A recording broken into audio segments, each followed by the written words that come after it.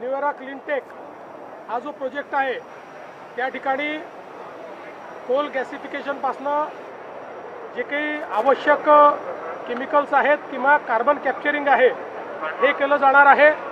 युरियासारखा जो आपल्याला इम्पोर्ट करावा लागतो असा घटक तयार होणार आहे, गॅस तयार होणार आहे आणि त्यासोबत जिथे आता आपण आहोत ग्रेटा एनर्जी या ठिकाणी कोल गॅसिफिकेशनपासनं ग्रीन स्टील तयार होणार आहे। जगाच्या अनेक देशांमध्ये केवळ प्रदूषण न करणाऱ्या प्रक्रियेतनं तयार झालेलं स्टील विकत घेतात, त्याला ग्रीन स्टील म्हणतात आणि अशा प्रकारच्या स्टीलमध्ये भारताला पुढे नेण्याचा आपल्या प्रधानमंत्री मोदयांचा त्या ठिकाणी एक निर्णय आहे आणि त्यातला पहिला प्लॅंट हा आपल्या भद्रावतीमध्ये या ठिकाणी होतो आहे। आज त्याचं भूमिपूजन झालं आहे, त्याचा पहिला टप्पा ते 2 वर्षात या ठिकाणी करणार आहेत।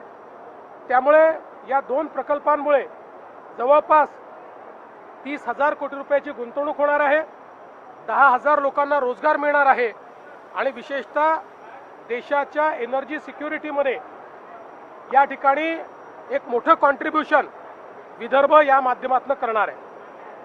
युद्धामुळे कुठेतरी संकट जाणवत आहे, गॅस सिलेंडरच्या लोकांनी रांगा लावल्या, काय सांगाल? असं आहे की काही पक्ष आणि विशेषतः काँग्रेस पक्ष जाणीवपूर्वक लोकांमध्ये भीती तयार करून त्यांनी रांगा लावाव्या असा प्रयत्न करतोय।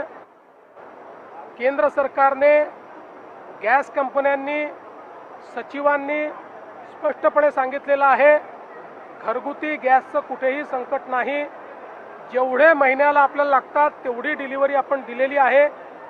त्यामुळे कोणीही या ठिकाणी चिंता करण्याचं कारण नाही आहे, विनाकारण रांगा लावण्याचं कारण नाही आहे। ऑनलाईन बुकिंग होत आहे, लोकांना वेळेत गॅस मिळण्याकरता पूर्ण गॅस आपल्याकडे उपलब्ध आहे।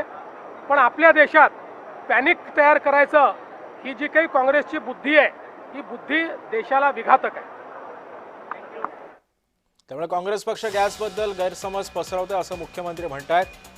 काँग्रेस पक्षानं आतापर्यंत गॅस संदर्भामध्ये अनेक गैरसमज पसरवलेले आहेत असे मुख्यमंत्र्यांनी सांगितलं। सध्या इराण आणि इस्रायलमध्ये जे काही युद्ध पेटलेलं आहे याचाच परिणाम या गॅस तुटवड्यावरती झाल्याचं म्हणाले।